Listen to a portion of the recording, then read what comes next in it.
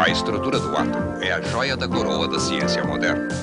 25 séculos de suposições e experiências fizeram a estrada para o nosso modelo atual. Os primeiros modelos.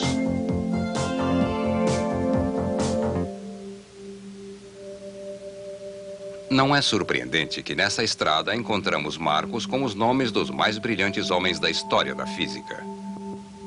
Mas um nome que não sabemos é o do primeiro homem que perguntou: de que tamanho é o pequeno? Será que tudo pode ser quebrado em metades para sempre?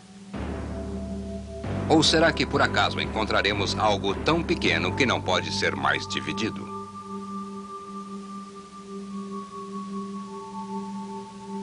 Esta pergunta se estende a toda a matéria que vemos à nossa volta. Infelizmente, a história não guardou o nome da primeira pessoa que fez esta pergunta tão profunda.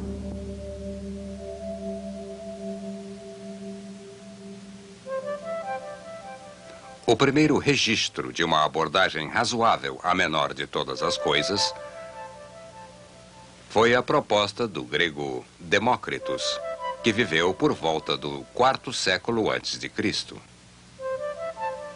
Demócritus propôs que todas as coisas que existem se compõem apenas de duas coisas: átomos e vácuo.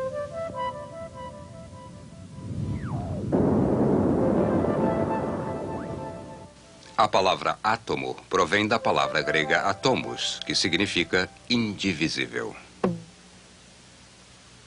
Este conceito ficou conhecido como atomismo.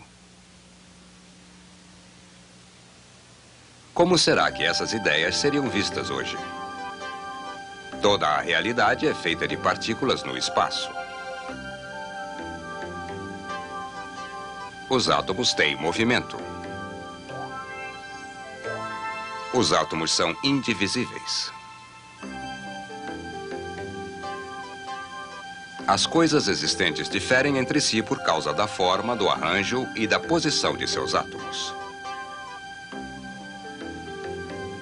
Todos os eventos resultam da colisão dos átomos e, pelo menos em teoria, podem ser previstos.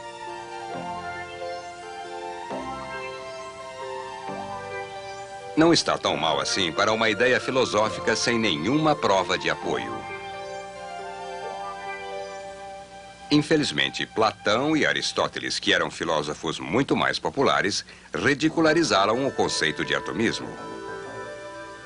E talvez, por causa da ideia de Demócritus de que o espírito humano poderia ser explicado por átomos da alma, o atomismo recebeu uma total oposição da Igreja dos primeiros anos.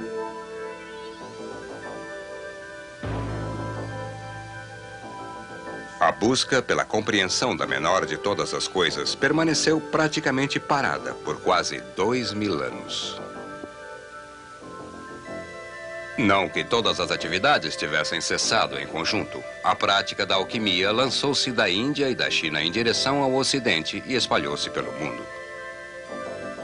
Os alquimistas estavam fascinados com os grandes mistérios da vida. Juntamente com processos míticos como a transmutação, a transformação de metais comuns em prata ou ouro, acreditando que toda a matéria é uma substância simples e sem forma, os alquimistas acrescentaram um pouco para a nossa compreensão do átomo. Mas eles substituíram o estudo da natureza, puramente mental dos gregos, por um conceito de observação e experimento.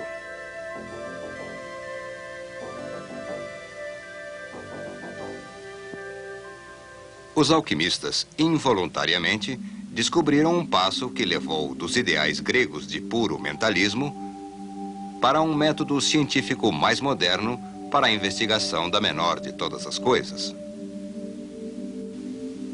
Por muitos séculos, poucos se atreveram a erigir um marco claro.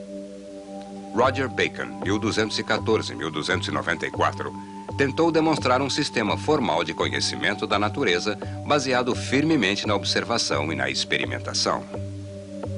Como muitos outros, Bacon foi intimidado pela religião ortodoxa e resolveu não publicar seus estudos. Mas, no reinado de Elizabeth I da Inglaterra, embora a experimentação ainda fosse uma blasfêmia, começava a se tornar atraente. Cientistas filosóficos são homens de inteligência aguda, mas sem o conhecimento atual ou fatos, eles resvalam do erro. William Gilbert respaldou suas opiniões com um livro de cuidadosos experimentos planejados que forneceu as bases da ciência magnética. Entre outras coisas, Gilbert demonstrou que vários materiais diferentes, quando atritados, têm a capacidade de atrair pequenas porções de matéria. Embora Gilbert não estivesse buscando a menor de todas as coisas, as forças que ele e outros observaram provariam ser fundamentais para a estrutura do átomo. Nicolau Cabel, em seguida, descobriu que a repulsão agia de forma similar. Em 1792, Benjamin Franklin executou sua famosa experiência de soltar papagaio e demonstrou que os raios eram eletricidade, o que ele acreditava ser um fluido. Ele chamou de um excesso de fluido positivo e uma deficiência negativa.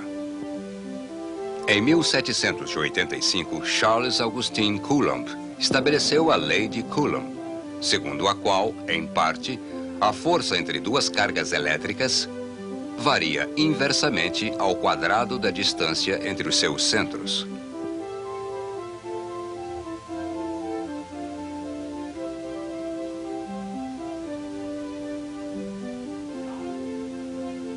Estas descobertas seriam fundamentais para experiências que, pela primeira vez, apontavam para a verdadeira natureza do interior do átomo, mais de um século após a morte de Coulomb.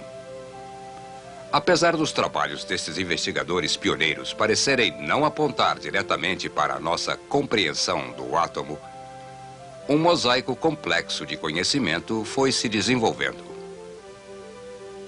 A França nos forneceu as peças seguintes.